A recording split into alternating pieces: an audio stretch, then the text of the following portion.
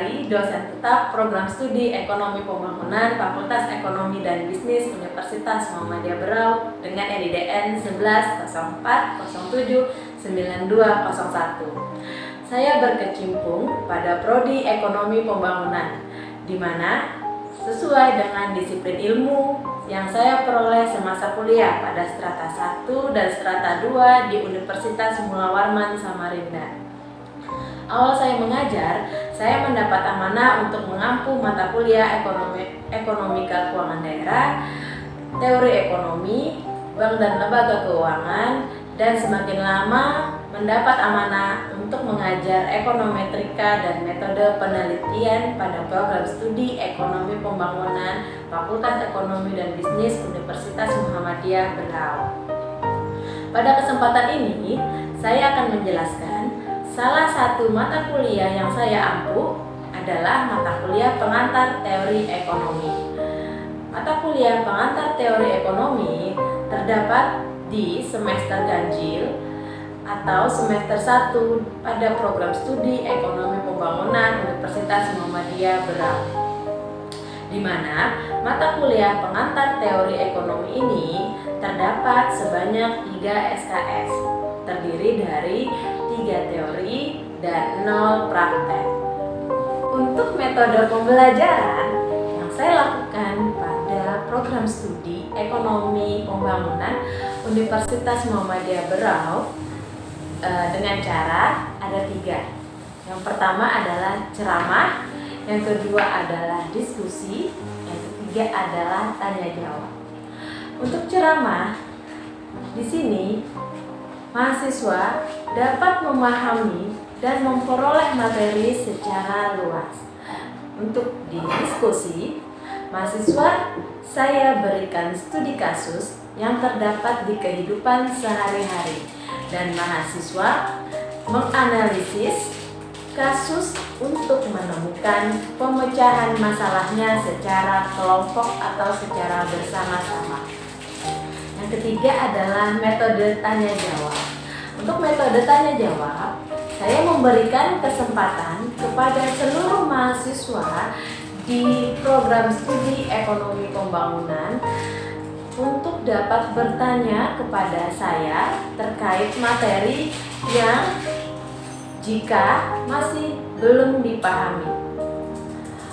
Untuk penilaian, saya memberikan penilaian ada 4 kategori. Yang pertama adalah untuk aktivitas sebesar 10%, kemudian untuk tugas sebesar 20%, yang ketiga untuk ujian tengah semester sebesar 30%, dan yang keempat untuk ujian akhir semester sebesar 40%. Jadi penilaian semua dari 4 item sebesar 100%. Setelah ujian, nilai saya informasikan kepada seluruh mahasiswa melalui sistem SIAKAT yang sudah diintegrasi pada perguruan tinggi kami di Universitas Muhammadiyah Berau, sehingga mahasiswa bisa melihat sendiri nilai yang mereka peroleh pada setiap mata kuliah yang telah mereka ambil. Jika pada mata kuliah saya, mahasiswa ada yang mendapat nilai yang kurang baik, maka kita akan segera lakukan perbaikan nilai sesuai dengan kalender akademik yang berlaku. Adapun capaian pembelajaran pada mata kuliah pengantar teori ekonomi diantaranya adalah yang pertama, memahami filosofi, konsep, prinsip, dan prosedur dalam pengantar teori ekonomi. Yang kedua, membentuk sensitivitas serta kemampuan untuk memecahkan masalah pengantar teori ekonomi di kelas melalui penilaian tindakan kelas. Dan yang ketiga, menganalisis dan serta memanfaatkan hasil penelitian dalam bidang pengantar teori ekonomi untuk penyusunan rencana pelaksanaan pembelajaran. Berikut ini saya akan mendeskripsikan mata kuliah pengantar teori ekonomi. pengantar teori ekonomi adalah mata kuliah wajib di dalam program studi ekonomi pembangunan atau disebut sebagai mata kuliah inti atau dari disiplin ilmu pengantar program studi ekonomi pembangunan. Definisinya adalah dari pengantar teori ekonomi merupakan mata kuliah yang membahas tentang dasar ekonomi baik secara mikro maupun makro. Materi pembelajaran yang saya ajarkan pada mata kuliah pengantar teori ekonomi diantaranya adalah yang pertama, teori ekonomi dan kelangkaan.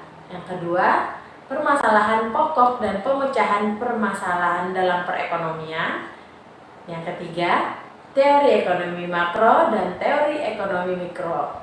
Yang keempat, teori permintaan dan faktor-faktor penentunya. Yang kelima, permintaan individu dan permintaan pasar. Yang keenam, teori penawaran dan faktor penentu penawaran. Yang ketujuh, faktor-faktor bukan harga yang mempengaruhi penawaran. Yang ke-8, excess demand dan excess supply.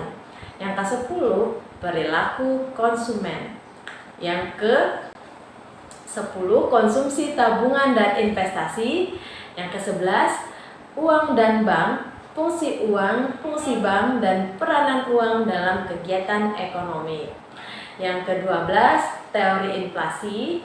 Yang ke-13, kebijakan fiskal dan moneter.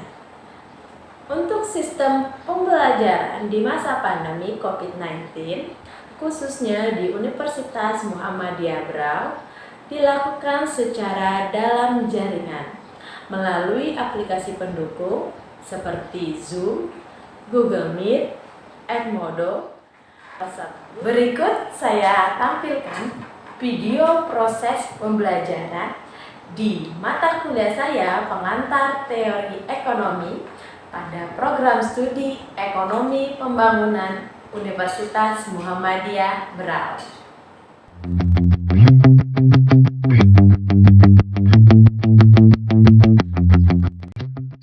Assalamualaikum warahmatullahi wabarakatuh. Waalaikumsalam warahmatullahi wabarakatuh. Ya, bagaimana kabarnya hari ini?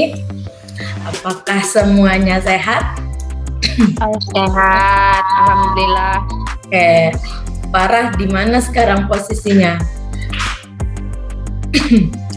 Farah Asima di mana posisi sekarang? Di Tanjung, Bu. Oh, di Tanjung. Saya kira di Tanjung Batu karena weekend kan. Siapa tahu mau olahraga.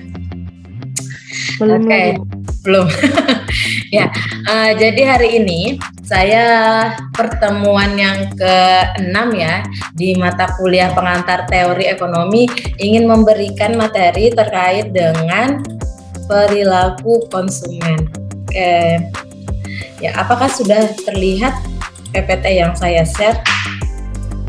Udah, Bu. Nah, Sudah, Bu. Oke, jadi saya pemaparan dulu. Oke, jadi ini adalah mata kuliah pengantar teori ekonomi di mana diajarkan pada semester ganjil yaitu semester 1 pada program studi ekonomi pembangunan. Oke, saya tampilkan selanjutnya. Ya, konsumen itu ya. Siapa sih yang nggak tahu arti konsumen? Jadi kegiatan ekonomi itu ada 3 ya, ada kegiatan produksi, ada kegiatan distribusi, kemudian ada kegiatan konsumsi. Nah, ketiga kegiatan ini harus ada pada setiap kegiatan ekonomi. Jadi pada saat produksi, siapa yang pembuatnya? Pembuatnya itu disebut sebagai produsen atau seseorang yang mengolah barang belum jadi ya, menjadi barang jadi disebut sebagai produsen. Kemudian ada yang namanya setelah didistribusi ada kegiatan konsumsi. Nah, konsumsi adalah menghabiskan nilai guna suatu barang atau jasa. Jadi kalau untuk konsumsi, siapa sih pelakunya? Nah, kalau untuk konsumsi, pelakunya itu adalah konsumen. Nah, misalnya ketika kita menggunakan atau mengkonsumsi suatu barang atau jasa, misalnya kita mengkonsumsi atau menghabiskan nilai suatu barang. Contohnya misalnya handphone gitu ya, atau laptop kemudian makanan gitu kan, itu kan namanya menghabiskan suatu nilai atau jasa. Tapi kalau untuk makanan itu kan sekali langsung pakai ya, langsung habis untuk manfaatnya. Tapi kalau untuk kayak penggunaan laptop, menggunakan iPhone itu kan tidak langsung habis pakainya, tetapi ada waktu atau jeda untuk menghabiskan ya barang yang sudah kita konsumsi, tapi dia tidak instan. Oke, saya lanjut. Nah, perilaku konsumen adalah proses yang dilalui oleh seseorang atau organisasi dalam mencari atau membeli, menggunakan, mengevaluasi, dan membuang produk atau jasa setelah konsumsi untuk memenuhi kebutuhannya. Oke, jadi proses yang dilalui oleh seorang atau organisasi. Jadi yang namanya kita mau konsumsi tidak hanya individu, tetapi untuk organisasi atau kelompok juga bisa mengkonsumsi suatu barang atau jasa. Nah, kalau misalnya kelompok itu contohnya gimana Bu? Mengkonsumsi secara massal. Misalnya dalam institusi ya, digunakan secara bersama-sama. Tapi kalau untuk individual kan berbeda dengan institusi, hanya dipakai secara pribadi. Oke, saya lanjut. Tujuan produsen untuk menciptakan suatu barang atau memproduksi suatu barang adalah tingkat kepuasan. Nah, contohnya sekarang ya, banyak kan ya pandemi COVID-19 ini banyak sekali yang namanya usaha-usaha masker berkeluaran ya. Contohnya ada masker Dakbil, ada masker KN95, kemudian ada masker medis yang 3 lapis, 4 lapis, 5 lapis. Nah, itu adalah kreasi atau kreativitas inovasi dari seorang produsen. Nah, ada juga misalnya yang berwarna-warni, ada merah, kuning, hijau, ada yang putih. Nah, itu kan kembali kepada si konsumen. Ya, tingkat kepuasan konsumen itu sukanya yang mana? Itu pintar-pintarnya seorang produsen menciptakan sebuah peluang untuk berbisnis. Ya, jadi tujuan produsen itu tadi tingkat kepuasan. Ada konsumen itu yang memiliki, misalnya saya suka menggunakan masker Dakbil, saya merasa puas. Ada yang seperti itu, tapi ada juga yang merasa puas atau merasa safety dengan menggunakan masker misalnya KN95 atau yang lain. Itu kan kembali kepada persepsi atau tingkat kepuasan si seorang konsumen. Akan tetapi tidak lepas dari tujuan seorang produsen, yaitu ingin konsumennya itu puas terhadap hasil produksi yang diberikan atau yang dibuat. Pasti tentunya hasil produksi itu tidak lepas lagi dari yang namanya ya barang-barang atau barang-barang asal yang dibuat untuk menjadikan sebuah input menjadi output. Jadi kalau misalnya barang belum jadi, yaitu tadi kalau pembuatan masker, apa saja bahannya?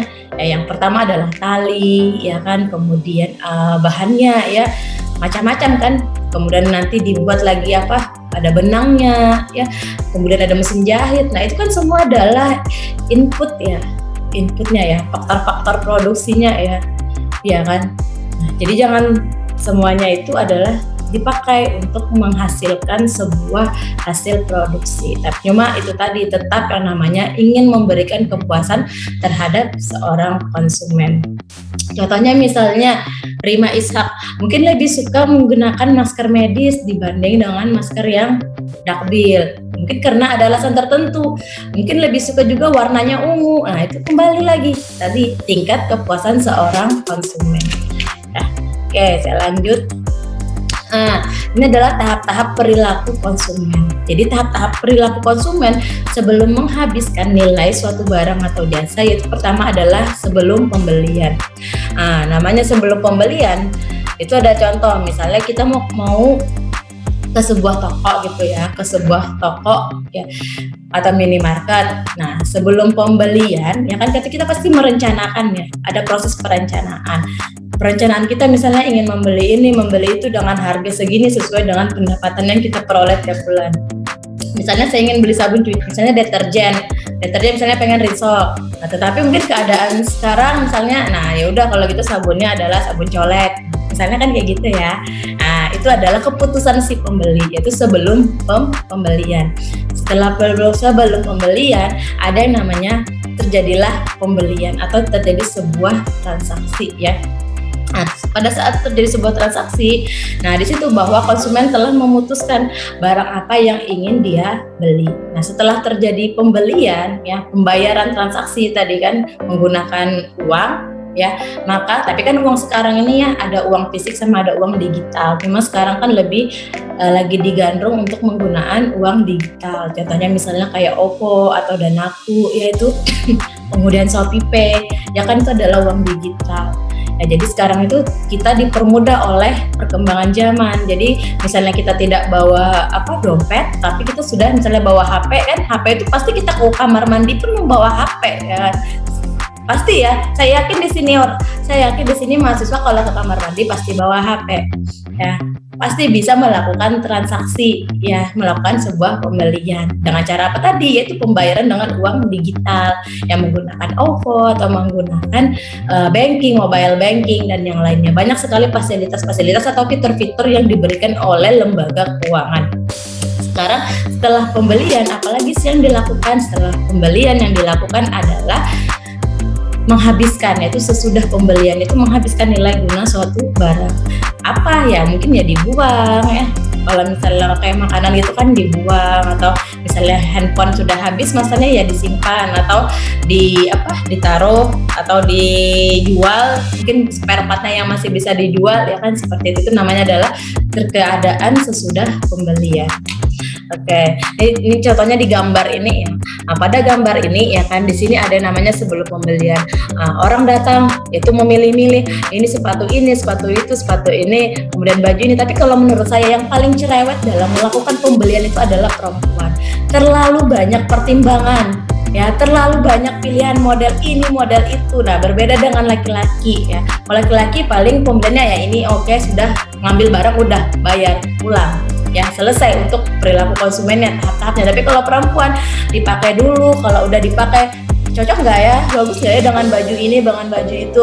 Nah, banyak sekali pertimbangan kalau perempuan. Nah, habis itu terjadi pembelian. Terjadi pembelian pun kalau bagi perempuan itu masih dikatakan 50% dengan barang yang sudah diambil tadi. Iya. Jadi seorang manajer perusahaan ya, bagian pemasaran itu lebih senang memang target pasarnya adalah perempuan. Ya, karena kenapa? Perempuan itu sangat senang sekali belanja. Ya, itu perempuan. Apalagi misalnya barang pecinta ungu ya, apapun itu misalnya dihasilkan oleh produsen itu adalah ungu, walaupun itu barang itu tidak bagus tetap akan dibeli, karena namanya konsumen itu ada yang irasional dan rasional. Nah, kalau konsumen irasional itu membeli sesuatu yang tidak terlalu dibutuhkan ya, atau terlalu membelanjakan sesuatu kebutuhan itu di luar kapasitas ya. Dan jangan sampai nanti malah besar pasang daripada tiang yang biasanya ini kan kita lihat, yaitu tadi timbulnya adalah pinjaman online dan yang lain-lain.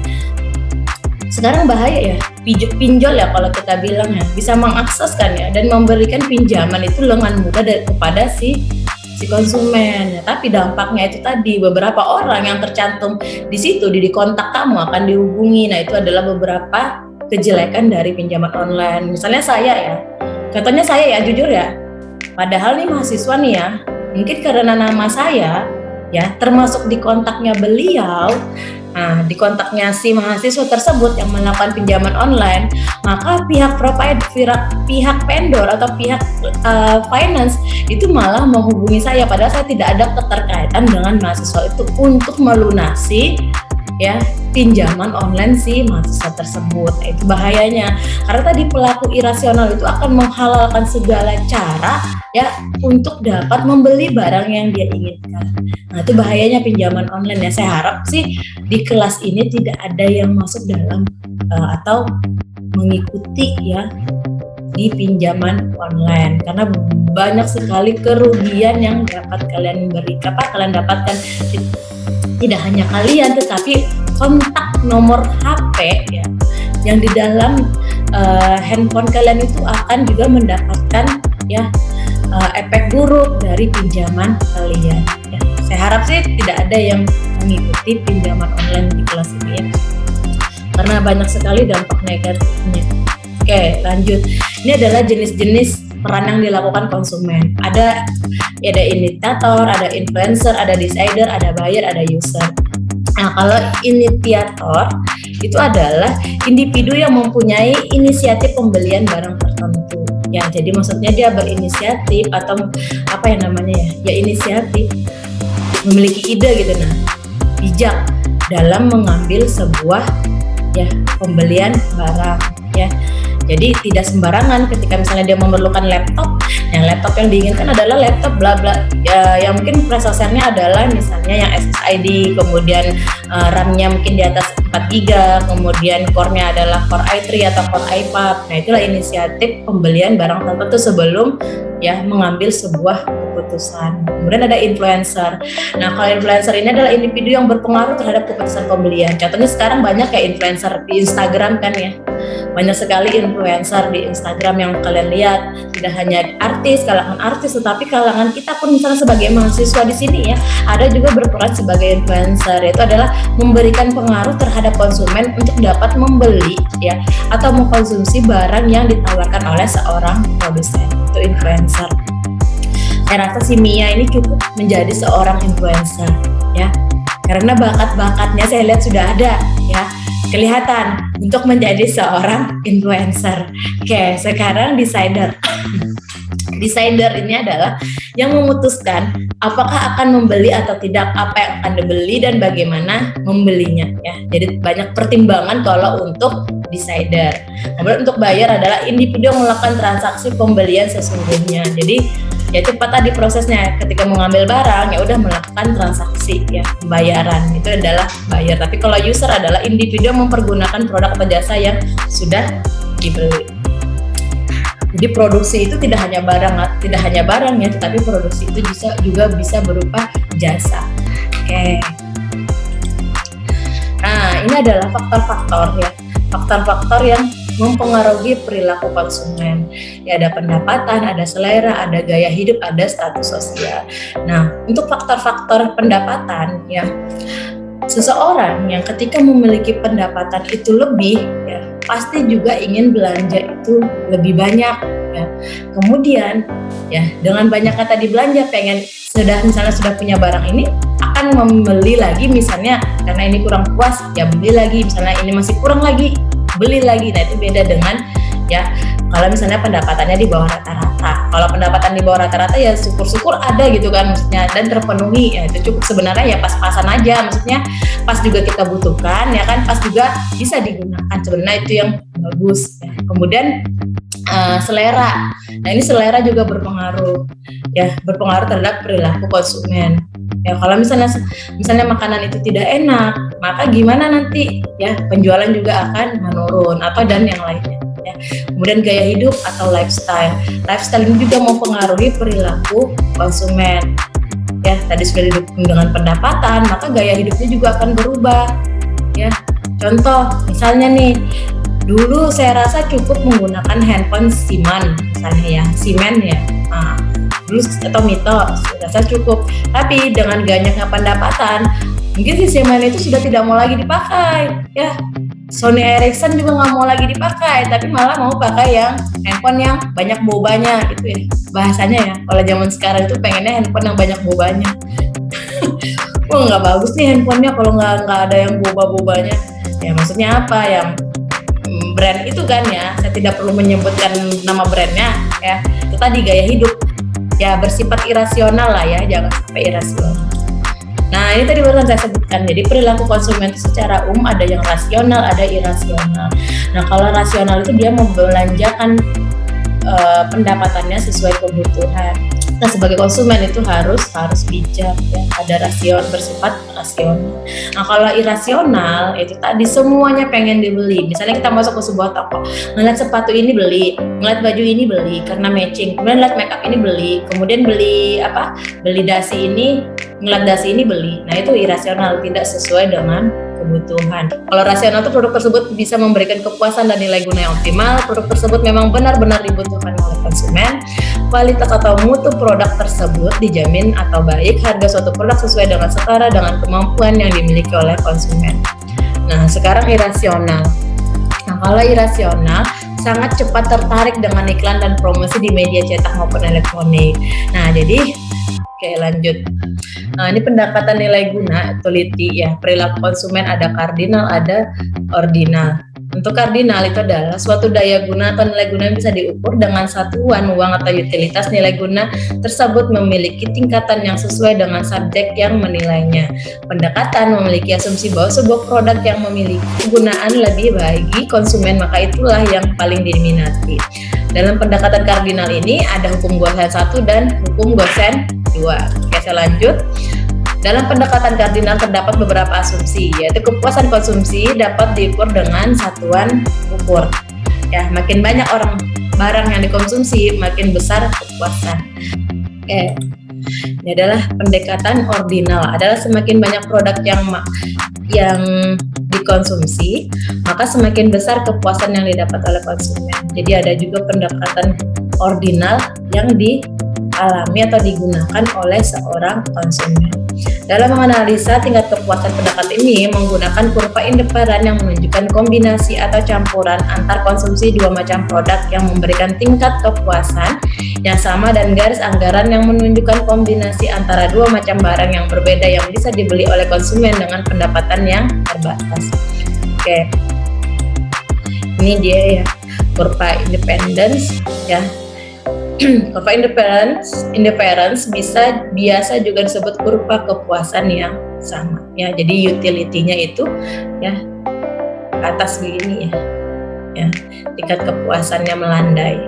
Oke, untuk kurva indifference ini adalah budget line, kurva budget line ya. Oke ya, ini kurva perubahan anggaran. Jadi semakin naiknya jumlah Y ya pendapatan, maka konsumen juga akan melakukan penurunan ya pembelian. Oke. Maksudnya harga barang. Ya. Oke, terima kasih atas kehadirannya. Mohon maaf bila terjadi banyak kesalahan. Wabillahi taufiq walhidayah. Wassalamualaikum warahmatullahi wabarakatuh. Waalaikumsalam warahmatullahi wabarakatuh. Demikian deskripsi singkat dari saya. Semoga dapat memberikan gambaran pada bidang pengajaran yang saya lakukan, khususnya untuk mata kuliah pengantar teori ekonomi yang saya ajarkan. Saya, Lisa Puspitasari, undur diri. Semoga video yang saya berikan dapat bermanfaat. Assalamualaikum warahmatullahi wabarakatuh.